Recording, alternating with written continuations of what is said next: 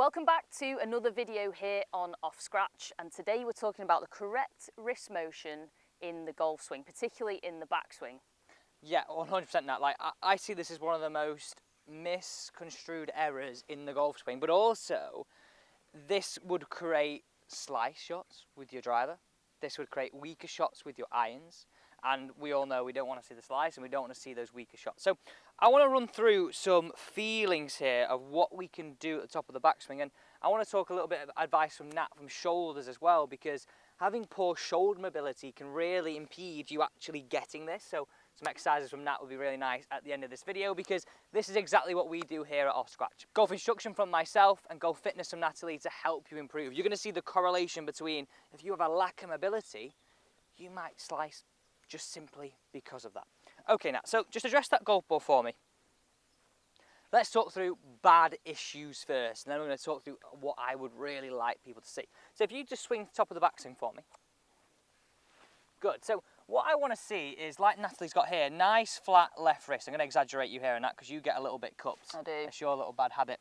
So we like to see this left wrist to be nice and flat, because what we see here then is a much squarer club face, and this is all based on a nice neutral grip. If we get the left wrist a little bit more cupped, this would be a bit more of an open position. Now, if Natalie swings down now and doesn't do anything with her wrist to save it, look where her club face points. And you've got to think, right, a longer club, less loft, is a lot harder to try and save. You require a little bit more of this motion, or maybe even a little bit of a scoopy motion, where the body has to stop and the hands have to sort of take over in order to square the club. Like, your brain will always find a way of getting your club back to the ball, but we want to get it to become a more consistent pattern. So again, sorry Nat, I'm going to get you to go to the top of the backswing. Okay, no probs.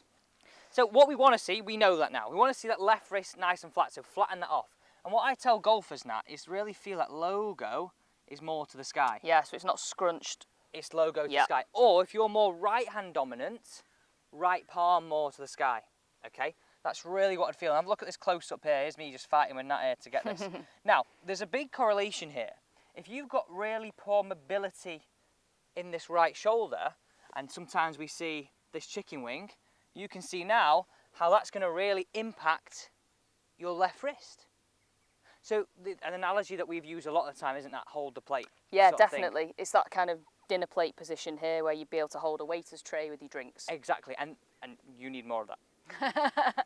Natalie gets it in a bit more of a weaker position, so she needs to feel a little bit more of this at the top of the backswing. So now, if you just address that ball for me again, I want you just to make a few, and just come slightly off it. Just make a few practice swings, really exaggerating that feel, that logo. Maybe take it quite slow. So, more here. Perfect. Flatten it off more. There we go. So if you swing down now, you'll feel you have to do less as you come into the ball. Now, as part of the learning process here, what I often see is if golfers are very cupped at the top, they get very handsy through impact. So if you now get the club from an open to a more square position at the top, and you're still handsy through impact, you might struggle with hitting a few to the left to begin with. But you will learn to finish this. You'll learn to adopt to this new club face position. Now, I like this drill. Now, I'm going to sort of grab your golf glove there and have a look on close up here where we're sort of placing that. I want that to point to the sky for me. Okay. Point that to the sky. That's the idea. Oh, I can't cheat now, can I? Can't cheat, and people can see. The whole world can see. Flatten it, flatten it. There we go. Nice. God, that's so strange for me. I know, you have quite a strong grip. That's why you find it quite hard. So golfers with stronger grips, they don't need to have as much of this, and this is a really important point here. The stronger grip you have, the less need for a flatter wrist, right? The more neutral grip we have, the more need for that. If you have a really weak grip, like Jon Rahm, he has a real need to get this feeling. So if I was gripping it more like this... If you grip it more like we want you to grip it, this would be a little bit easier to get. Perfect, there you go. Yep. So that's what I really want you to feel. Naturally, because I'm got quite a few knuckles on that left-hand side. Exactly, you require less of a need to flatten it. The more you flatten it, the more you close the face. But I really like golfers to have a more neutral grip and flatter left wrist. I just feel it's easier to match up patterns in the golf swing. So, go on, let's talk through this right shoulder. Okay. So as we mentioned before, we're looking for people to try and get this rough sort of waiter's tray position, which requires what we call external shoulder rotation, which is essentially the movement of your joint moving away from the I body find this this hard. way. It's a really tricky move, and the reason for that is it doesn't just involve the shoulder. We're talking about the shoulder joint, the shoulder blade, and the rib cage all have to work in unison for this movement to be good. So for a lot of players, they kind of like, I can't move. And a lot of the time it can be caused by posture. So if somebody's quite rounded through the shoulders, then they automatically restrict this movement. So it's just finding that initial starting point for where people may be struggling with this movement.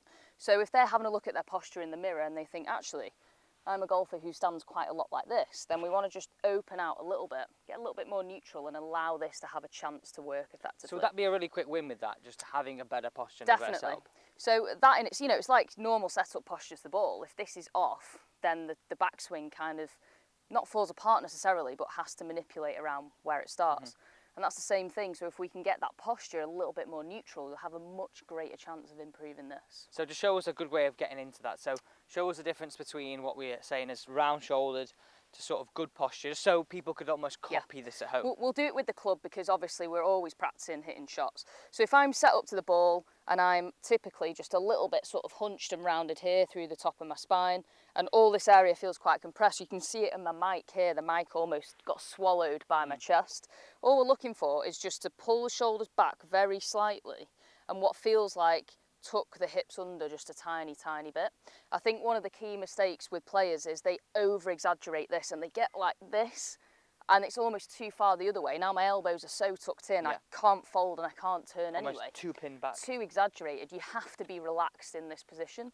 If you tense, we can't create tension in the backswing and therefore can't hit a good shot anyway.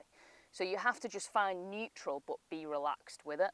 So just to recap, you're getting out of this hunch by just relaxing, bringing everything down and letting your hands and your arms hang just where they want to go because that's how you're built to be. Yeah. Does that make sense? Fab, perfect, yeah. It's a really quick win for irons, for driver. And what we're saying here is based on this neutral grip you can see on the screen right now, we'd like golfers to see a more flatter wrist. The stronger and the more knuckles you show at address, the less need for this, okay?